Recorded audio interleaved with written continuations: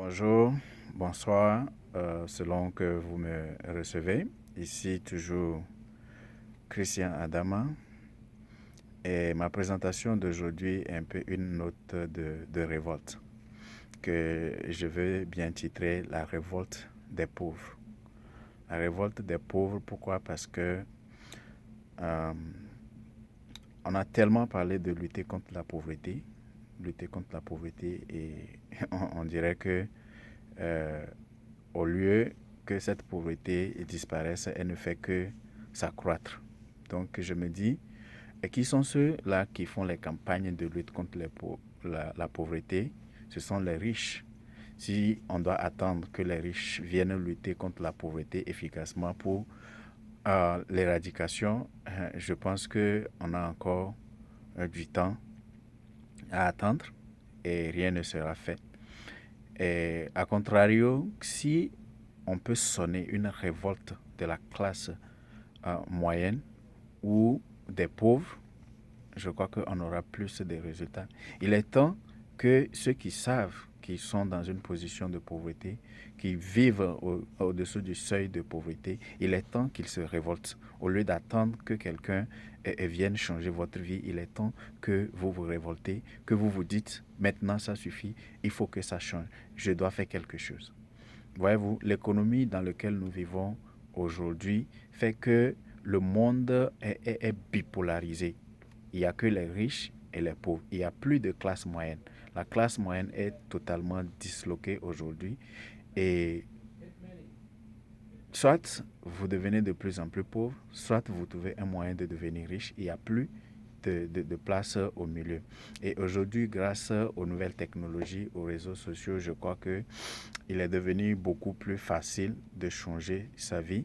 Il suffit qu'on prenne la décision et de se mettre au travail avec peut-être un système que je peux vous montrer. Je vais aller un peu en détail pour partager un système que vous pouvez implémenter pour changer votre vie du tout de rien à tout, absolument. Donc, comme je le disais, il faut que le pauvre se révolte. Il faut que le pauvre se révolte et qu'il se mette en tête que pour que les choses changent, il faut que je change, il faut que je fasse quelque chose. Donc c'est mon message de ce soir. N'attendons plus que les riches mettent un système en place pour nous dire qu'on va lutter contre la pauvreté, pour vous aider à devenir riche comme nous. Mais si les riches luttent efficacement contre la pauvreté et que tous les pauvres devenaient riches, qui va travailler pour les riches? Donc en réalité, ce n'est qu'une ironie si on attend que les riches luttent efficacement contre la pauvreté. Maintenant, qu'est-ce que quelqu'un peut faire de nos jours pour changer sa vie, pour sortir de la pauvreté et se compter parmi les riches? Je vais mentionner 3 points essentiels que vous avez besoin d'implémenter. La première des choses à faire pour sortir de la pauvreté, c'est de changer votre conception de l'argent. Changer votre mentalité par rapport à l'argent. Beaucoup de gens se disent que l'argent ne fait pas le bonheur. On nous a tellement inculqué ça. On nous a élevés avec ces aptitudes de se contenter du peu. Aujourd'hui, on ne peut plus se contenter du peu. On ne peut plus se contenter du peu. Il faut faire quelque chose. Donc, vous voulez que votre vie change, commencez par changer votre mentalité par rapport à l'argent. Commencez par changer carrément les concepts qu'on a mis dans votre tête, que l'argent ne fait pas le bonheur, l'argent c'est la source de tous les maux et whatever is it. Si vous pensez que l'argent c'est la source de tous les maux, pourquoi est-ce que vous continuez pas à travailler pour avoir ne serait-ce que le minimum? Les gens disent, oh, juste ce qu'il faut pour vivre me suffit, moi je n'ai pas besoin de grand-chose. Non, si tu te dis que tu n'as pas besoin de grand-chose, tu n'auras rien. Il y a cette phrase qui dit, chaque jour quand vous vous levez, visez la lune. Si vous ratez la lune, vous tomberez parmi les étoiles et vous serez une star. Mais si tu ne vises que les étoiles, si tu rates les étoiles, tu vas tomber sur le trottoir, tu seras un clochard. Donc mon message aujourd'hui, c'est que tu sonnes ta révolte, que tu changes ta manière de penser de l'argent. Cesse de penser que l'argent ne fait pas le bonheur. Cesse de penser que l'argent c'est la source de tous les maux. C'est l'amour de l'argent qui est problème, mais désirer avoir de l'argent pour soi, s'autosuffire, aider sa famille, aider d'autres personnes, il n'y a point de mal en cela. Et c'est mon message pour toi aujourd'hui. Donc, première des choses, si quelqu'un veut changer sa situation, c'est de corriger les concepts erronés que nous avons de l'argent et de commencer par désirer en avoir.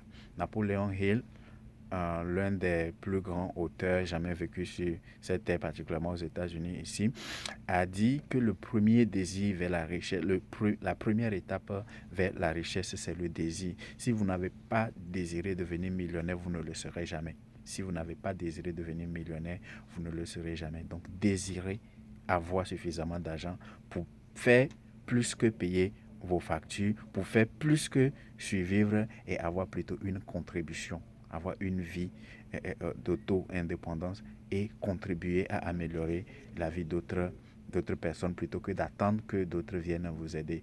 Et j'ai l'habitude de dire que la meilleure façon d'aider les pauvres, c'est de ne pas en être un soi-même. La meilleure façon d'aider les pauvres, c'est de ne pas en être un soi-même. Donc faites quelque chose pour sortir la tête de l'eau et vous pouvez aider d'autres personnes.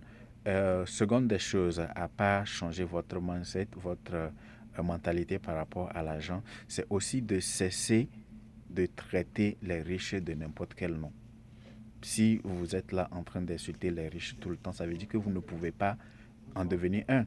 Si vous vous focalisez à insulter les riches ont fait ci, les riches sont mauvais, les riches sont comme ça, vous ne pouvez jamais en devenir un. Parce que quelque chose, vous avez un dégoût pour la richesse. Si vous avez un dégoût pour la richesse, vous ne pouvez jamais devenir riche. Donc, cessez d'insulter, cessez de parler mal des riches.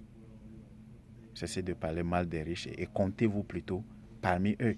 C'est la seule manière de devenir comme eux et de pouvoir en faire mieux. Si vous pensez que les riches ont trop d'argent, qu'ils n'en font pas assez, devenez quand même un et on va voir ce que vous pouvez faire. Mais si vous êtes là, vous dites « Oh, je n'aime pas les riches, je n'aime pas… » Vous ne pouvez jamais devenir un d'entre eux. Donc, cessez de penser mal des riches si un jour vous voulez en être un.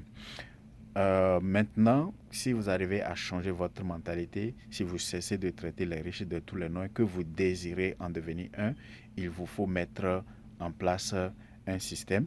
Il vous faut mettre en place un système et ce système commence par l'identification de ce que vous aimez faire, votre passion.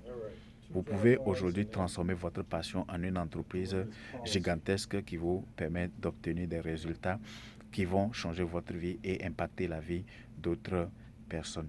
Et donc, qu'est-ce que vous êtes passionné? Qu'est-ce que vous aimez faire le plus?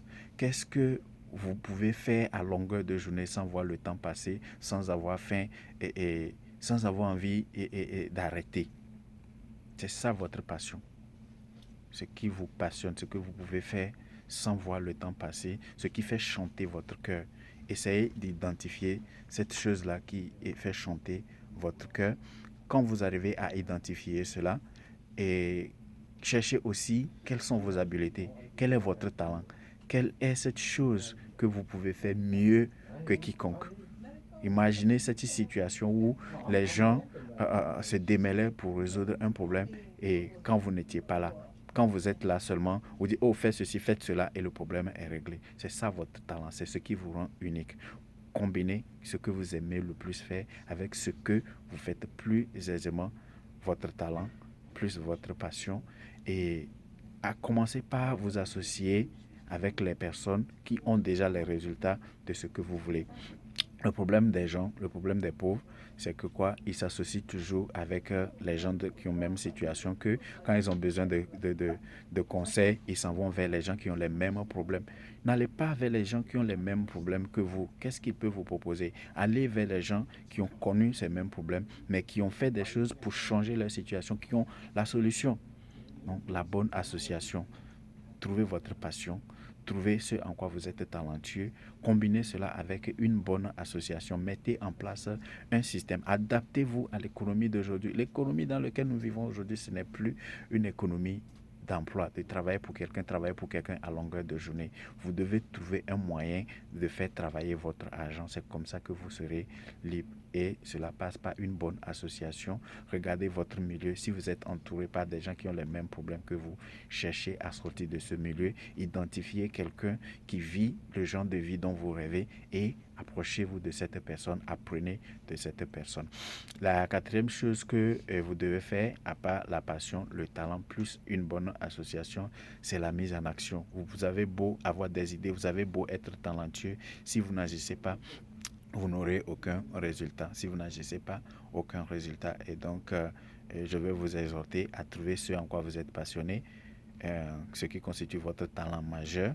Mettez un système en place pour vous approcher des gens qui ont déjà les résultats que vous envisagez et mettez tout cela en action. Mettez votre passion et votre talent en action. Transformez cela en un modèle d'entreprise qui pourra vous aider à sortir la tête de l'eau, changer votre vie et impacter la vie d'autres personnes. En outre, ce que je peux encore ajouter, et pas des moindres, sinon la chose la plus importante après tout, c'est la foi. La foi.